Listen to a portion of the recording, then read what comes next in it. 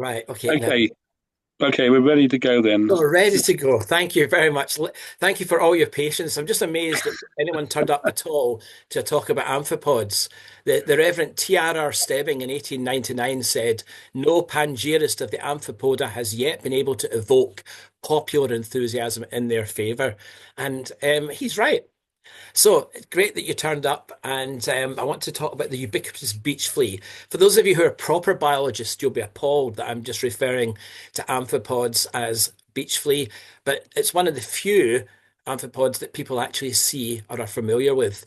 And so, if you're a marine natural historian aficionado, I apologize. I've used the word beach flea, I've used the word sandhopper, I could use the word scudder, but it's American. I'm really interested in amphipods and the fact that they're found everywhere. Another little disclaimer, I'm not a taxonomist. I'm actually an ecophysiologist and I identify things to know what I'm working on. And so I'll be taking a sort of more ecophysiological approach to this. If you're going to ask me about the seven spines and the seventh pariapod, small part below the dactylus, I will just pull my plug immediately. The ubiquitous beach flea, what is it and how it makes the world work? Why am I bothering to even do a talk like this? Well, actually, it goes back a long way. This is the island of Millport and the town of Millport and the island of Cumbria in Scotland.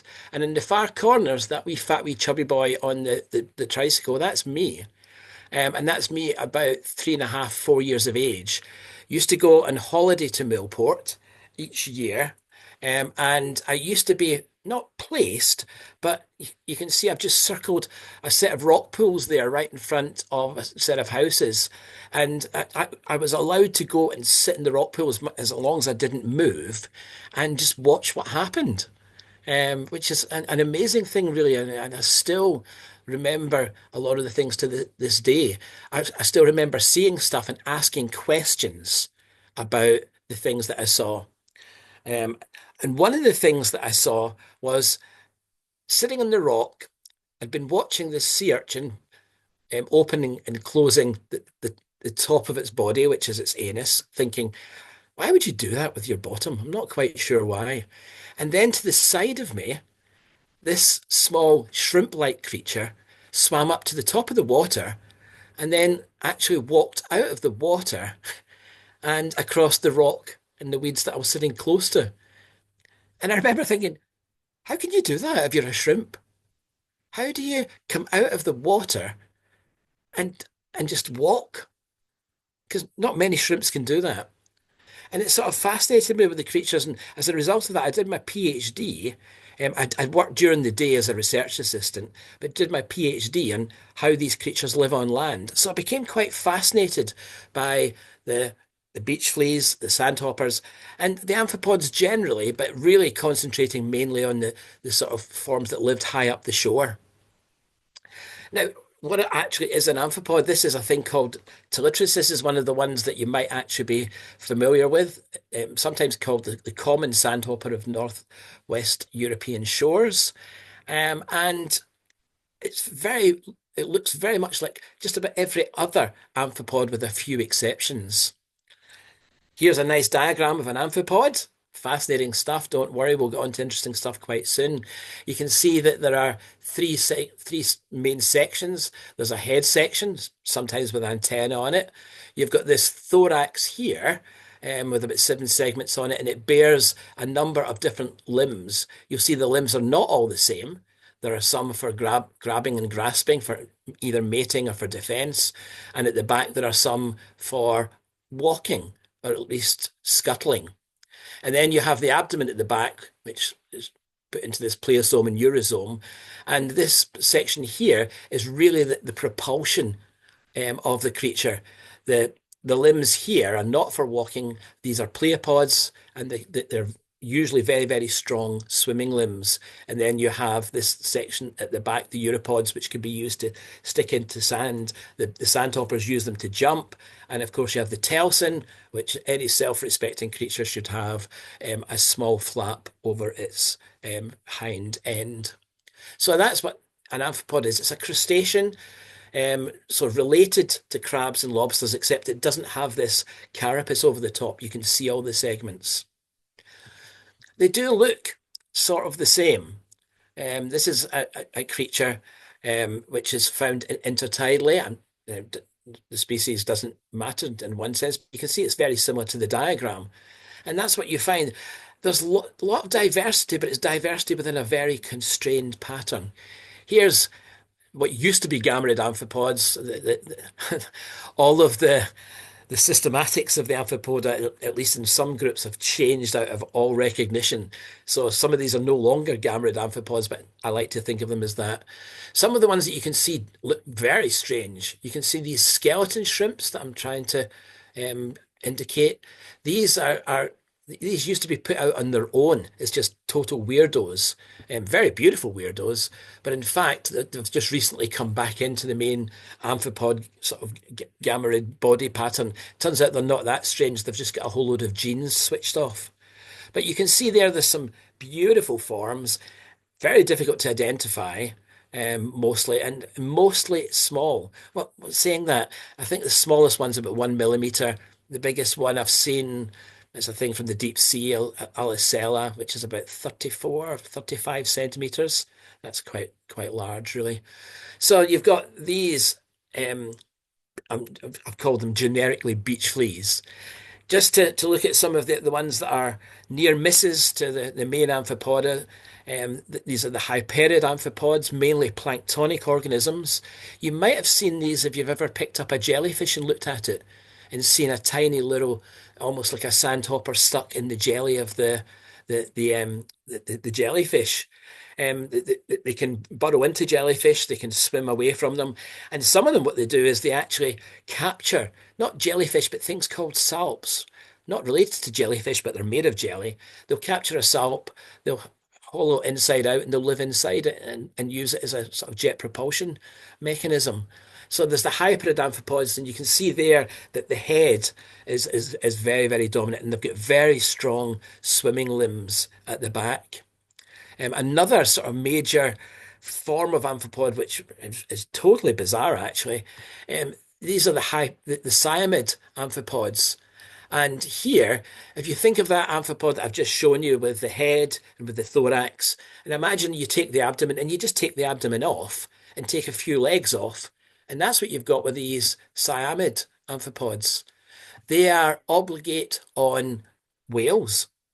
Now, whether they're parasitic or whether they're commensal, people still don't really know. The picture there is there's a whole load of barnacles, but the red stuff in between the barnacles are these cyanid amphipods, hundreds of them. The red is hemoglobin, not from the whale, but actually from the amphipods themselves. So these are really sort of bizarre creatures. And if you ever wanted a talking nose, I'm happy to give you a talking nose. So leave the hyperids behind just now, leave the cyamids behind just now. And I want to think about where amphipods work, right? Where they work. And to be honest, there are not many places that they don't do some really important work in terms of making ecosystems function. The one that I probably know best is the interface between land and sea and the stuff that happens there. It's a real sort of transition zone in terms of the evolution of creatures, but even also the way the energy flows around ecosystems. Because the stuff that can end up in the strand lines can be either from land or from the sea. And the creatures that you find in the strand lines, you find fly larvae, you find beetles, but what predominates are the sandhoppers and beach hoppers. Here we've got at least two species of, I suppose you could call them sandhopper, that are feeding on this piece of weed. And you can find them in huge abundance.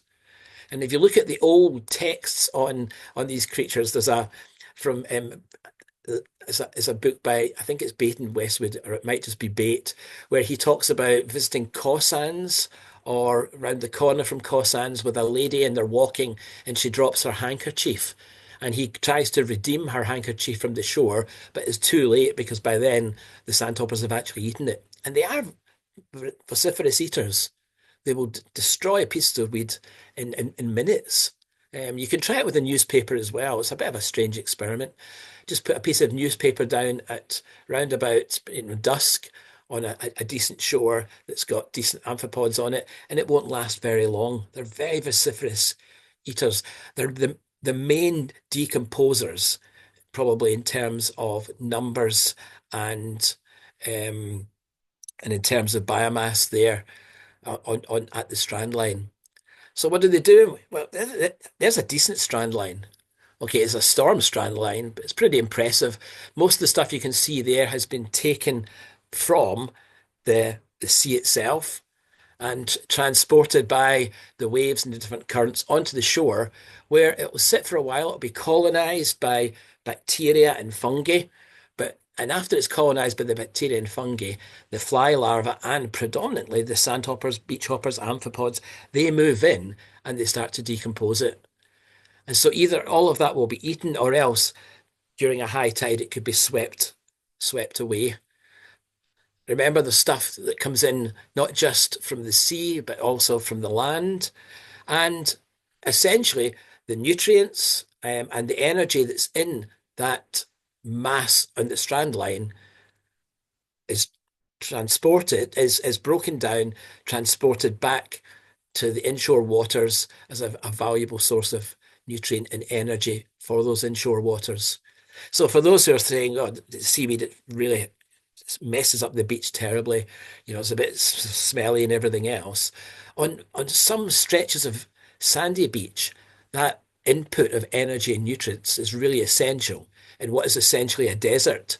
If it's a sandy beach, it's a really important source or additional source of energy and nutrients. So they're absolutely critical to the way that the strand line works and the way that that transition between the land and the sea works. They are major decomposers. And what's even more interesting, this is an experiment which we did quite a long time ago, and we're still working on this to find out, does it actually matter what species are on the strand line? I mean, basically, if you drop a newspaper, they don't all sit around and say to one another, well, you go first, you're a different species. And they just tend to get stuck in and eat. So it doesn't look as if there's much differentiation between them. They just eat. That's not quite true. We set up an experiment with three species that co-occur on beaches in South Devon. They co-occur and they've got different activity levels, they've got slightly different behaviours, but essentially on the strand line, they just eat. So we set up an experiment and we controlled for numbers of individuals and we looked at different numbers of species, same density, different numbers of species, and controlling for body size and for numbers of individuals. And we looked at how much each gram of creature ate if there was one species present, two species present, or three species present. So the graph that you can see there on the y-axis, this is the amount of decomposition that is occurring in the experiment. On the bottom, on the x-axis, you have the number of species present. One species here, and that's one species of each of the three species. There's very little difference between them when you look at them individually. This is combinations of two species and then all three species together. The fascinating thing is that on their own, each species composes roughly the same amount of weed. It breaks down the same amount of weed. However, when you look at two species together, the amount of material that is broken down is actually significantly higher than just if there was one species present. Now, remember, everything else is controlled for. Body size is controlled for. Numbers of individuals is controlled for. It's all controlled. And then when you look at the three species together, it can be as much as 30% more decomposition. So, although you've got three creatures that seem to do the same thing, they actually do it much more efficiently when there's three of them present together. And over the last 10 12 years, we've tried to pursue the mechanism behind that. And that search is still going on. We think we think that it might be due to the fact that these animals eat each other's poo, and we think that the gut microflora, the stuff that, if you like, that lives inside the gut of each of the animals, becomes richer when there's three species together versus one. But actually doing the experiments to show that's fairly complicated, so that's ongoing. But quite an interesting thing. Three things that appear to do the same thing. So, you could say, well, if you went down to one species in the strand line, would it really make a difference? Well, it looks as if it would. It looks as if you get a better ecosystem function, decomposition, with three species rather than one. We've also tried this not just with sandhoppers, but with fly larvae, and you get the same sort of response, which is sort of quite fascinating. So that's the strand line, that interactive area between the land and the sea. Antarctic waters, and what I'm going to say about Antarctic waters sort of equally applies to a lot of the deep sea environment in the sea. In fact, oceanic environments generally. I hope you like the picture. It's one of my nicest pictures. It was a total accident. I'm a hopeless photographer, and that is what we call in statistics a type 2 error. It just is a random accident. A really nice picture. This is Rothera in the Western Antarctic Peninsula, where I spent a couple of months about 8 years ago. If you go into the water, it's very different. Very different. It's packed full of creatures. I mean, in some parts you can't actually see the rocks. There's so many creatures there. And in this picture here, you can see some sponges. You can see quite a lot of sea cucumbers. There's a couple of shrimp kicking around, and various organisms. Very, very rich, extremely rich. It's particularly rich in amphipods. And here, these amphipods, this is under some rocks. Even when you find an area where it just looks as if it's just pure bits of broken granite, which is you find quite a lot, it's packed full of amphipods of all sizes and shapes. And even though we've been working in that area for, I mean, quite a while now, since the 1960s, we still don't really have a proper inventory of the amphipods that are there. This is four amphipods that I was working on, just to give you an idea of the size differences. The first one, Paracerodocus, and it can be up to, this is a relatively small one, it can be up to about 10 centimeters. Whereas if you look at the Proboscis down there, tiny one that lives in sediments, it's actually just a couple of millimeters long. Finding out what these species are was difficult enough to do some physiology on them, but they're everywhere. The amphipods are everywhere, and they're under stones, they're among weed, they're very often relatively hidden. Now, when you think of Antarctic ecosystems, you think of krill. And this is a sort of a very sort of well-known diagram of the food web, or a potential food web, when you look in Antarctic waters, and you can see that krill is fairly central to it. There's a lot of things eating the krill, and the krill are eating a lot of things, all the way up to, the whales feeding on. Of course, some whales feeding the krill directly and then indirectly. So krill's really important. However, it's not the case in all of the Antarctic ecosystems. Here's a study where what they're doing is that they're looking at the amount of material that's transferred um, in this food chain. And what's interesting is that amphipods are absolutely key to those food chains. The benthic amphipods, and that's the ones that I've just shown you, being fed on by penguins, by seals, by a lot of invertebrates, probably, not quite sure still yet, and benthic fish as well. Notice, though, that in the water, the pelagic amphipods, these are things like these high period amphipods that I showed you. There, look at what the pelagic fish are doing. That's 50 units. Everything else is in sort of single figures. And those pelagic amphipods are being fed on by the pelagic fish, the squid, the whales, and oceanic birds.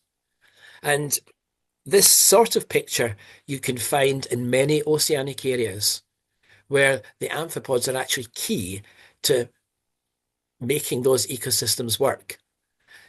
Yes, they act as shredders, they break things down, but a major food item. Even in aquariums, people will buy amphipods because they're really good food, live food to feed fish. But just about anything will eat poor amphipods. We move into freshwater streams and lakes, and it's the same sort of story. You've got input into streams and lakes very often from, being leaf litter or stuff that's come from woodlands, and it's shredded by a number of invertebrates, but always there, just about always there, are the amphipods, and they are fairly large compared to the other shredders and breaking stuff down. And there's a really interesting sort of cycle of how the stream works. A lot of this was done by a friend of mine, Lorraine Maltby, back in the 1990s, where she was just looking at how important the shredders were to how streams and rivers worked. So, really key creatures. Now, before I move on to the last one, I said to you that I was originally taken by the fact that these creatures came and walked onto land. And I told you that I did my PhD on how they survived on land. And the key to survival on land is, ah, it's not what you might think. This is a picture taken in my garage. This is an amphipod living in my garage, quite happy. It's not even a native. It's from Australia. It's a thing called Archaeopteryx doriani. It's found all over the southwest. It's now found in Wales. It's found in Scotland. That was where I originally saw it. And it's living on land. So is it well waterproofed? Have the amphipods finally managed to solve the problem of waterproofing? No, they're just as poor at retaining water as any of the aquatic ones. In fact, some of the intertidal ones are actually better than this fully terrestrial one. And yet this one's never going near the water. Okay, so it's not waterproofing. If you look underneath the animal, now hold on. If you look underneath the animal, you'll see it's got a groove, and that groove is a characteristic of the Amphipoda. Sometimes it's very well developed, sometimes it's poorly developed, but it's a groove, the ventral groove. And within that ventral groove, attached to each of the legs is a gill, which is used for respiration and ion exchange.